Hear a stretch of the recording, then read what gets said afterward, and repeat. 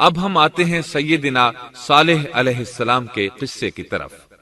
دن گزرتے گئے اور لوگ ایک بار پھر ابلیس لعین کے وسوسے میں آ کر کفر کی طرف پلٹ آئے، کیونکہ ابلیس کسی بھی شخص کو وسوسے میں ڈالے بغیر نہیں چھوڑتا۔ اس طرح ایک بار پھر کفر پھیل گیا، چنانچہ اللہ نے ان کی ہدایت کے لیے صالح علیہ السلام کو مبعوث فرمایا۔ یہ سمود کے پوتوں میں سے ایک عربی نبی تھے۔ ان کا نسب نامہ اس طرح ہے: صالح بن عبید بن سیاف بن ماشق بن عبید بن حاضر بن سمود بن ارم بن سام بن نوح علیہ السلام۔ گویا صالح علیہ السلام کا تعلق قوم سمود سے تھا، اور یہ قوم عاد کی نسل سے تھی۔ سمود کی قوم نے یمن کو خیرباد کہا اور جزیرے سے شمال کی طرف منتقل ہو گئے، پھر وہاں ہجر نامی ایک بستی میں جا ٹھہرے۔ قرآن کریم کی سورۃ الحجر اسی بستی کے نام سے موسوم ہے۔ قوم عاد کا تذکرہ سورۃ الحجر کے علاوہ سورۃ الاحقاف اور سورہ ہود میں بھی ہے۔ اللہ تعالی سورۃ الحجر آیت 80 میں فرماتے ہیں، اور ہجر والوں نے بھی رسولوں کو جھٹلایا۔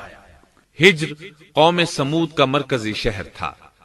اب وہ مدائن صالح کے نام سے مشہور ہے۔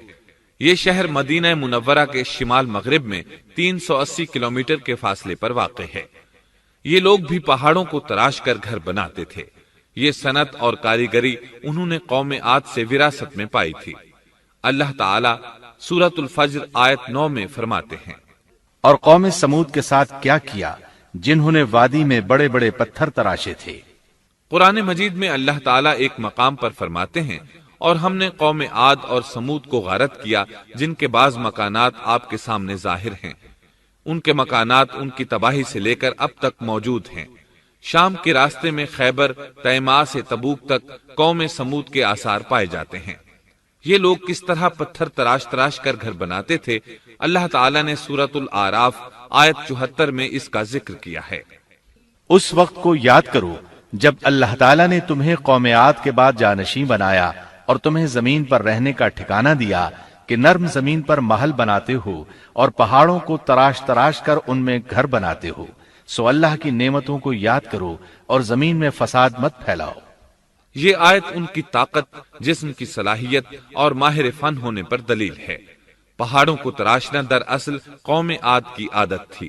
یہ بھی چونکہ انہی سے تھے، اس لیے وراثت میں یہ کام انہیں بھی آ گیا تھا۔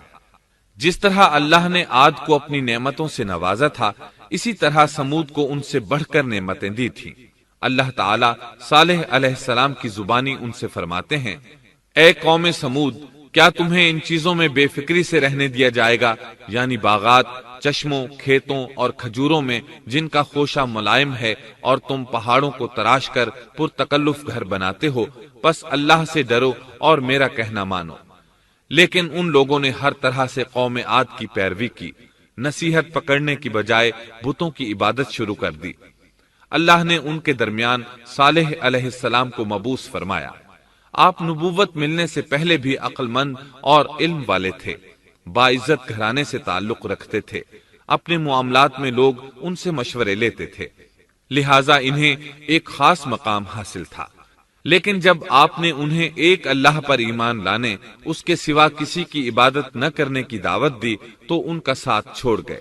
جواب میں ان سے کہنے لگے، اے صالح، اس سے پہلے تو ہم تجھ سے بہت کچھ امیدیں لگائے ہوئے تھے۔ مطلب یہ کہ پہلے تو ہمارے نزدیک آپ کا بہت مرتبہ تھا، مقام تھا، ہمیں آپ سے بہت امیدیں تھیں، لیکن آپ نے تو یہ باتیں کہہ کر ہماری ساری امیدوں پر پانی پھیر دیا۔ ان کے اس جواب کے باوجود صالح علیہ السلام انہیں اللہ کی طرف بلاتے رہے اور ان سے کہتے رہے، اے میری قوم، اللہ کی عبادت کرو، اس کے سوا تمہارا کوئی معبود نہیں۔ تمام انبیاء کی اپنی اپنی قوم کو یہی دعوت تھی کہ اے لوگو، اللہ کی عبادت کرو، اسی نے تمہیں زمین سے پیدا کیا ہے، اسی نے تمہیں زمین میں آباد کیا ہے، اس سے معافی طلب کرو، یقیناً میرا رب قریب ہے اور دعاؤں کو قبول کرنے والا ہے۔ اے میری قوم، تم نیکی سے پہلے برائی کی جلدی کر رہے ہو، اللہ سے معافی کیوں نہیں مانگتے کہ تم پر رحم کیا جائے؟ اللہ سے ڈرو، میری اطاعت کرو، حد سے گزر جانے والے بے باک لوگوں کی اطاعت سے باز آؤ، وہ ملک میں فساد پھیلا رہے ہیں اور اصلاح نہیں کرتے۔ صالح علیہ السلام نے ہود علیہ السلام کی طرح اپنی قوم کو نصیحت کی، لیکن ان ظالموں نے بھی اسی طرح کفر کیا جیسے قوم عاد نے کیا تھا۔ کہنے لگے یہ کیسے ہو سکتا ہے کہ ہم اپنے میں سے ایک شخص کے تابع ہو جائیں؟ اس اکیلے کی اتنی زیادہ فضیلت کی آخر کیا وجہ ہے؟ ہم نہیں مان سکتے کہ ہم میں صرف اسی ایک پر اللہ کی باتیں نازل ہوتی ہیں۔ پھر وہ اس سے بھی آگے بڑھے اور اللہ کے نبی کو کھلے الفاظ میں پرلے درجے کا جھوٹا کہا، جادوگر کہا۔ پھر یہ سرکش اور کافر لوگ صالح علیہ السلام کے ساتھ ایمان لانے والے کمزور غریب لوگوں کو مخاطب کر کے کہنے لگے، کیا تم صالح پر ایمان رکھتے ہو؟ ہم تو اس کے منکر ہیں۔ اس طرح صالح علیہ السلام دن رات انہیں دعوت دیتے رہے، یہاں تک کہ یہ لوگ صالح علیہ السلام سے کہنے لگے، تم نے اور تمہارے ساتھیوں نے ہمارے اندر نحوست پھیلا رکھی ہے اور اسی لیے ہم مشکلات اور مصائب کا شکار ہیں، لہٰذا تم ہم سے دور ہو جاؤ۔ صالح علیہ السلام نے انہیں جواب دیا، تم پر نحوست اللہ کی طرف سے ہے، تم فتنے میں پڑے ہوئے لوگ ہو۔ پھر اس کے بعد وہ لوگ صالح علیہ السلام سے مکمل طور پر دشمنی کرنے لگے اور انہوں نے آپ کو یہاں تک کہہ دیا کہ آپ ہماری مجلس میں نہ آیا کریں کیونکہ آپ منحوس ہیں۔ پھر بات یہاں تک پہنچی کہ صالح علیہ السلام نے انہیں اللہ کے عذاب سے ڈرایا، دھمکایا اور کہا، اے میری قوم کے لوگوں، ذرا بتلاؤ تو اگر میں اپنے رب کی طرف سے کسی مضبوط دلیل پر ہوا اور اس نے مجھے اپنے پاس سے رحمت عطا کی ہو، پھر میں نے اس کی نافرمانی کی، تو کون ہے جو اس کے مقابلے میں میری مدد کرے؟ تم تو میرا نقصان ہی بڑھا رہے ہو۔ یعنی فرض کرو اگر میں حق پر ہوا اور یقیناً میں حق پر ہوں اور اللہ تعالیٰ نے مجھے اپنی نبوت سے بھی نوازا ہے، پھر بھی میں تمہاری باتوں میں آ کر اس کی نافرمانی کروں تو بلا شبہ اس وقت میں گھاٹے میں ہوں گا اور تم بھی خسارہ پانے والے ہوگے۔ اس پر وہ ظالم لوگ مقابلے پر اتر آئے، کہنے لگے اگر تو سچا ہے تو کوئی معجزہ لے آ، لیکن وہ معجزہ ہماری مرضی کے مطابق ہو، اس صورت میں ہم ضرور ایمان لے آئیں گے۔ آپ ایسا کریں کہ بستی کے کنارے پتھریلی چٹان میں سے دودھ دینے والی 10 ماہ کی حاملہ اونٹنی نکالیں، اس کا رنگ سرخ ہو۔ صالح علیہ السلام سے یہ مطالبہ کر کے وہ سردار لوگ ایک طرف بیٹھ گئے اور مذاق اڑانے لگے۔ ایک کہنے لگا اونٹنی 10 ماہ کی ہو، حاملہ ہو، دوسرا کہنے لگا لازمی طور پر اس کا رنگ سرخ ہو، پھر ایک تیسرا سردار بولا اس کی کھال پر بہت زیادہ اون ہو، چوتھا بولا موٹی تازی ہو، ہم نے پہلے اس قسم کی اونٹنی دیکھی نہ ہو، پانچواں بولا وہ اتنی بڑی ہو کہ اکیلی ایک دن تمام کنویں کا پانی پی جائے اور دوسرے روز ہم پیئیں۔ یہ لوگ اسی طرح مذاق اڑا رہے تھے کہ صالح علیہ السلام نے ان سے کہا، اگر تمہاری مطلوبہ اونٹنی تمہیں مل جائے تو کیا تم ایمان لے آؤ گے؟ سب نے مل کر کہا، ہاں ضرور لے آئیں گے۔ صالح علیہ السلام نے فرمایا، تب تم ایک دن سب لوگوں کو جمع کر لو۔ مقررہ دن وہ لوگ جمع ہو گئے۔ ان کی موجودگی میں صالح علیہ السلام نے اللہ سے دعا کی، زمین پر زلزلہ طاری ہوا، ان کی آنکھوں کے سامنے چٹان پھٹی اور اس سے بالکل ویسی ہی اونٹنی نکلی جیسا کہ ان کا مطالبہ تھا۔ انہوں نے اپنی زندگی میں ایسی اونٹنی کبھی نہیں دیکھی تھی، اس میں وہ تمام صفات موجود تھیں جن کا ذکر ان لوگوں نے کیا تھا۔ اللہ تعالیٰ صالح علیہ السلام کی زبانی سورہ ہود آیت 64 میں فرماتے ہیں، اے میری قوم، یہ اللہ کی بھیجی ہوئی اونٹنی ہے، یہ تمہارے لیے ایک معجزہ ہے، اب تم اسے اللہ کی زمین میں کھاتی ہوئی چھوڑ دو اور اسے کسی طرح کی تکلیف نہ پہنچاؤ، ورنہ فوری عذاب تمہیں آ پکڑے گا۔ اس اونٹنی کو چونکہ کسی اونٹنی نے جنم نہیں دیا تھا، اس لیے اس کو ناقۃ اللہ یعنی اللہ کی اونٹنی کہا گیا۔ پھر صالح علیہ السلام نے فرمایا، لوگو سن لو، ایک دن یہ اونٹنی پانی پیے گی، ایک دن تم پیو گے، تم میں سے کوئی اسے تکلیف نہ پہنچائے، ورنہ اللہ کا بدترین عذاب تم پر نازل ہوگا۔ سورۃ القمر میں اللہ فرماتے ہیں، بے شک ہم اونٹنی کو ان کے لیے آزمائش بنا کر بھیج رہے ہیں، تم صبر کے ساتھ ان کے انجام کا انتظار کرو۔ اس نشانی کے ظہور کے بعد اللہ تعالیٰ نے صالح علیہ السلام کو مخاطب کر کے فرمایا، تم اب دیکھتے رہو کہ ان کا انجام کیا ہوتا ہے، ان کی سختیوں پر صبر کرو۔ ان سے کہہ دو کہ پانی پر ایک دن ان کا اختیار ہوگا اور ایک دن اس اونٹنی کا، خبردار کوئی زیادتی نہ کرے اور اس اونٹنی کو پانی پینے سے نہ روکے۔ سورۃ الشمس میں اللہ تعالیٰ فرماتے ہیں کہ ان سے اللہ کے رسول نے فرما دیا تھا کہ اللہ کی اونٹنی کی اور اس کے پانی پینے کی باری کی حفاظت کرو، یعنی اسے نہ تو پانی پینے سے روکو اور نہ ہی اسے کوئی تکلیف پہنچاؤ۔ اس معجزے کو دیکھ کر لوگ دو گروہوں میں بٹ گئے۔ بہت کم لوگوں نے صالح علیہ السلام کی پیروی کی، ان پر ایمان لائے، جبکہ اکثر لوگ پھر بھی اپنے کفر پر ڈٹے رہے۔ اللہ تعالیٰ فرماتے ہیں ان لوگوں نے خود معجزے کا مطالبہ کیا تھا، لیکن اس کو اپنی آنکھوں سے دیکھنے کے باوجود ظلم پر اڑے رہے اور کفر پر اصرار کرتے رہے۔ سورۃ الحجر آیت 81 میں اللہ فرماتے ہیں اور انہیں ہم نے اپنی نشانیاں بھی عطا فرمائی تھیں، لیکن پھر بھی وہ ان سے گردن موڑنے والے ہی رہے۔ اسی طرح سورہ بنی اسرائیل میں اللہ تعالیٰ فرماتے ہیں ہم نے قوم سمود کو نشان کے طور پر اونٹنی عطا فرمائی تھی، لیکن انہوں نے اس پر ظلم کیا۔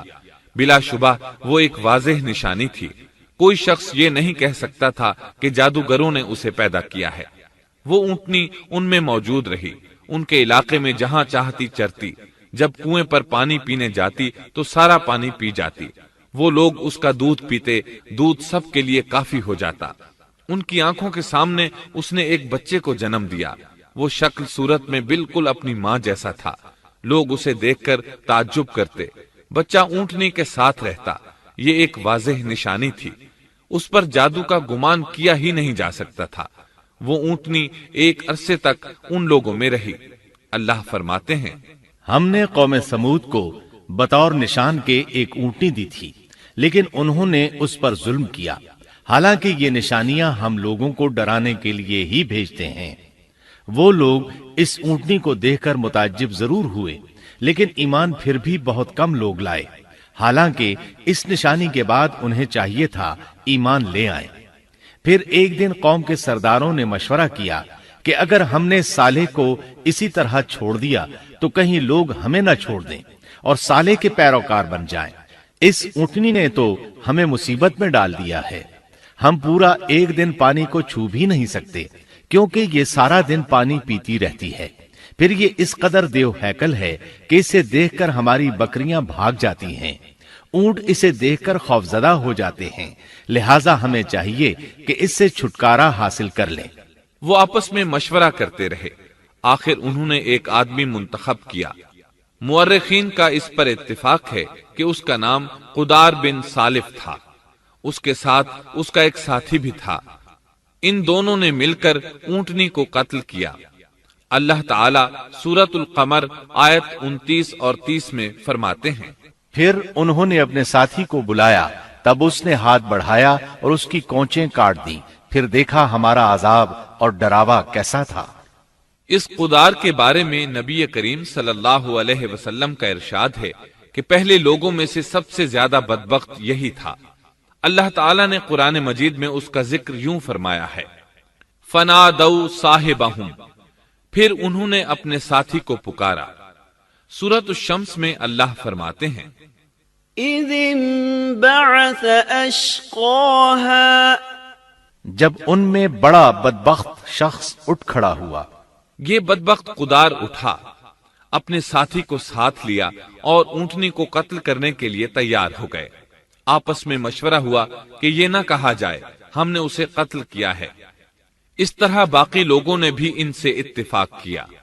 اللہ تعالیٰ سورہ نمل آیت 48 میں فرماتے ہیں اور اس شہر میں 9 آدمی ایسے تھے جو زمین میں فساد کرتے تھے اور اصلاح نہیں کرتے تھے۔ مطلب یہ کہ یہ لوگ فساد کی انتہا کو پہنچے ہوئے تھے، ان میں بھلائی نام کو نہیں تھی اور نہ ان کا فساد کی اصلاح کا ارادہ تھا۔ بخاری، مسلم اور مسند احمد کی ایک حدیث میں ہے رسول اللہ صلی اللہ علیہ وسلم نے ایک بار اپنے خطبے میں اس اونٹنی اور اسے مار ڈالنے کا ذکر فرمایا۔ آیت اذم بعثا اشقاہا کی تلاوت کرتے ہوئے فرمایا کہ جیسے ابو زمعہ تھا، اسی جیسا یہ شخص بھی اپنی قوم میں عزیز، دلیر اور بڑا آدمی تھا۔ تمام لوگوں نے اس بدبخت کے ساتھ عہد کیا اور اسے یقین دہانی کرائی کہ اگر تمہارے ساتھ کسی نے برائی کا ارادہ کیا تو تمام قوم تمہاری حمایت میں اٹھ کھڑی ہوگی۔ اس یقین دہانی کے بعد یہ بدبخت اونٹنی کے انتظار میں بیٹھ گئے۔ اونٹنی پہاڑ کی طرف سے آتی تھی اور پانی پی کر واپس چلی جاتی تھی، یہی اس کا معمول تھا۔ جب ان لوگوں نے چٹان سے اونٹنی کو نکلتے دیکھا تو اچانک حملہ کرنے کے لیے آگے بڑھے، لیکن اس کا جثہ دیکھ کر خوفزدہ ہو گئے، الٹے پاؤں بھاگے۔ بدبخت قدار نے اپنے ساتھیوں کی یہ حالت دیکھی تو ہنس پڑا اور آگے بڑھ کر اونٹنی کی ران میں تیر مارا۔ اس سے اونٹنی کی ران کی ہڈی ٹوٹ گئی اور وہ نیچے گر گئی۔ پھر اس ظالم نے اپنے ساتھیوں کو آواز دی اور آگے بڑھ کر اونٹنی کی کونچیں کاٹ دی۔ سورۃ الشمس میں اللہ تعالیٰ فرماتے ہیں، ان لوگوں نے اپنے پیغمبر کو جھوٹا سمجھ کر اس اونٹنی کی کونچیں کاٹ دی، پس ان کے رب نے ان کے گناہوں کے باعث ان پر ہلاکت ڈالی اور پھر ہلاکت کو عام کر دیا اور اس بستی کو برباد کر دیا۔ اونٹنی کی کونچیں کاٹ دیے جانے کے بارے میں اللہ تعالیٰ ایک دوسرے مقام پر فرماتے ہیں کہ پس انہوں نے اونٹنی کو مار ڈالا اور اپنے پروردگار کے حکم سے سرتابی کی اور کہنے لگے، اے صالح، جن عذابوں سے تو ہمیں دھمکاتا رہتا تھا، اگر تو واقعی پیغمبر ہے تو ان عذابوں کو ہم پر نازل کرا دے۔ اونٹنی پر حملہ ہوتے ہی اس کا بچہ بھاگ نکلا تھا۔ وہ پہاڑ کی چوٹی پر چڑھ گیا، 3 مرتبہ بلبلایا۔ یہ بدبخت اس کے پیچھے بھاگے اور آخر اسے بھی قتل کر دیا۔ پھر تمام بستی والے جمع ہوئے، اونٹنی اور اس کے بچے کا گوشت تیار کیا اور مزے کے ساتھ اس کو کھایا۔ اس جرم میں ان سب نے شرکت کی، البتہ جو لوگ صالح علیہ السلام پر ایمان لے آئے تھے وہ الگ تھلگ رہے۔ صالح علیہ السلام کو جب یہ خبر ملی تو وہ گھبرائے ہوئے اونٹنی کے پاس پہنچے۔ اونٹنی بے جان پڑی تھی، اس کا بچہ بھی بے جان تھا۔ لوگ ان کے گرد جمع تھے اور ان کا گوشت کھا رہے تھے۔ اس وقت صالح علیہ السلام نے ان سے کہا، اس پر صالح نے کہا کہ اچھا تم 3 دن تک اپنے گھروں میں رہ سہ لو، یہ وعدہ جھوٹا نہیں ہے۔ مطلب یہ کہ تمہیں صرف 3 دن کی مہلت ہے، اس کے بعد تم سب کے سب ہلاک کیے جاؤ گے۔ وہ صالح علیہ السلام کی بات کو رد کرتے ہوئے انہیں دھمکیاں دینے لگے کہ جن عذابوں کا تو ہم سے وعدہ کر رہا ہے، اگر تو سچا ہے تو ان کو ہم پر نازل کر دے۔ اس کے بعد وہ جمع ہو کر مشورہ کرنے لگے کہ آج رات صالح کو بھی مار ڈالو۔ ان کے اس مشورے کے بارے میں اللہ تعالیٰ سورۃ النمل آیات 48 اور 49 میں فرماتے ہیں، اس شہر میں 9 سردار تھے، وہ زمین میں فساد پھیلاتے رہتے تھے اور اصلاح نہیں کرتے تھے۔ انہوں نے آپس میں بڑی بڑی قسمیں کھا کھا کر عہد کیا کہ رات ہی کو صالح اور اس کے گھر والوں پر چھاپا ماریں گے اور اس کے وارثوں سے صاف کہہ دیں گے کہ ہم اس کے اہل کی ہلاکت کے وقت موجود نہیں تھے اور ہم بالکل سچے ہیں۔ اب یہ لوگ صالح علیہ السلام کے گھر کی طرف چلے۔ اللہ تعالیٰ سورۃ النمل آیات 50 اور 51 میں فرماتے ہیں، اور انہوں نے ایک داؤ کھیلا، سو ہم نے بھی ایک ایسا داؤ کھیلا کہ انہیں خبر بھی نہ ہوئی۔ پھر دیکھو کہ ان کے داؤ کا کیا انجام ہوا، ہم نے انہیں اور ان کی ساری قوم کو ہلاک کر دیا۔ صالح علیہ السلام کا گھر پہاڑ کی بلندی پر تھا۔ یہ فسادی لوگ ابھی اوپر چڑھ رہے تھے کہ زمین حرکت کرنے لگی۔ ایک چٹان اوپر سے لڑھکتی ہوئی آئی اور ان تمام کو پیس کر رکھ دیا۔ ان 9 فسادی لوگوں کی ہلاکت کے ساتھ ہی اللہ کے عذاب کی ابتدا ہو چکی تھی۔ چنانچہ صالح علیہ السلام نے اپنے ساتھیوں کے ساتھ اس بستی کو چھوڑ دیا، یعنی وہ ہجر کے علاقے سے نکل گئے۔ صبح ہوئی تو لوگوں نے ایک عجیب منظر دیکھا۔ قوم سمود کے تمام لوگوں کے چہرے زرد پڑ چکے تھے، وہ سب رونے لگے کیونکہ عذاب کے آثار شروع ہو چکے تھے۔ دوسرے دن تمام لوگوں کے چہرے آگ کی طرح سرخ ہو گئے اور تیسرے دن تمام کے چہرے سیاہ ہو چکے تھے۔ اپنی یہ حالت دیکھ کر سب لوگ رونے اور چیخ پکار کرنے لگے، اپنی قبریں کھودنے لگے۔ اب انہیں یقین ہو چکا تھا کہ عذاب کا وعدہ برحق تھا۔ اللہ تعالیٰ نے انہیں پہلی قوموں کی طرح ایک قسم کا عذاب نہیں دیا تھا، جیسے قوم نوح کو صرف طوفان کے ذریعے ہلاک کیا گیا، قوم عاد کو صرف طوفانی ہوا کے ذریعے ہلاک کیا گیا، لیکن قوم سمود کو اللہ تعالیٰ نے طرح طرح کے عذابوں سے دوچار کیا۔ اس لیے کہ انہوں نے اپنی مطلوبہ شرط پوری ہونے کے باوجود ایمان قبول نہیں کیا تھا۔ عذاب کی ابتدا زلزلے سے ہوئی، زمین حرکت کرنے لگی۔ اس کی وجہ سے وہ لوگ اپنے گھروں میں اوندھے کے اوندھے پڑے رہ گئے، ان میں اٹھنے کی طاقت تک نہ رہی۔ پھر آسمان میں سخت کڑاکا ہوا، اس کی ہولناک دہشت انگیز چنگھاڑ نے ان کے بھیجے پھاڑ کر رکھ دیے۔ ایک ہی لمحے میں ایک ساتھ وہ سب ڈھیر ہو گئے۔ ان کی ہلاکت اور تباہی کو بیان کرتے ہوئے اللہ تعالی سورۃ الزاریات آیات 43 تا 45 میں فرماتے ہیں، اور سمود کے قصے میں بھی عبرت ہے جب ان سے کہا گیا کہ تم کچھ دن تک فائدہ اٹھا لو، لیکن انہوں نے اپنے رب کے حکم سے سرتابی کی، اس پر انہیں ان کے دیکھتے دیکھتے تیز و تند کڑاکے نے ہلاک کر دیا، پس نہ تو وہ کھڑے ہو سکے اور نہ بدلہ لے سکے۔ اسی طرح سورہ ہود میں اللہ تعالیٰ نے ان کی تباہی کا نقشہ اس طرح کھینچا ہے کہ ایک زور کی کڑک نے ان ظالموں کو آ لیا، پھر تو وہ اپنے گھروں میں زانوں کے بل مردہ پڑے رہ گئے، ایسے گویا کہ وہ کبھی آباد ہی نہ تھے۔ سورۃ القمر میں اللہ نے ان کی رسوائی ان الفاظ میں بیان کی ہے، ہم نے ان پر ایک چیخ بھیجی، پھر وہ ایسے ہو گئے جیسے کانٹوں کی باڑ کا چورا۔ دوسری طرف صالح علیہ السلام اور ان کے ساتھیوں کو اللہ تعالیٰ نے اپنی رحمت سے نجات دی۔ اللہ تعالیٰ سورہ ہود آیت 66 میں فرماتے ہیں، پھر جب ہمارا فرمان آ پہنچا ہم نے صالح اور ان پر ایمان لانے والوں کو اپنے فضل سے اس سے بچا لیا اور اس دن کی رسوائی سے بھی، یقیناً تیرا پروردگار نہایت توانا اور غالب ہے۔ اس قوم کے آثار آج تک باقی ہیں۔ مدینہ منورہ کے شمال مغرب میں ان کے گھر موجود ہیں۔ اب یہ علاقہ مدائن صالح کے نام سے مشہور ہے۔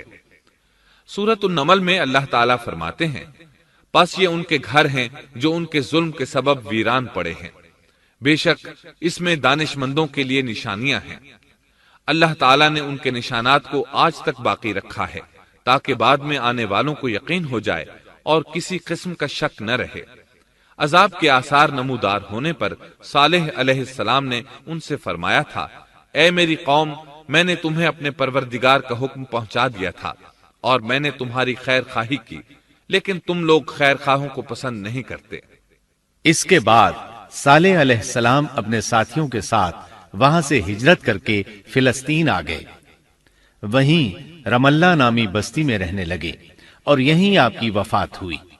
نبی کریم صلی اللہ علیہ وسلم صحابہ کرام رضی اللہ عنہم کے ساتھ تبوک تشریف لے گئے تو آپ نے مدائن صالح کے قریب قیام فرمایا تھا۔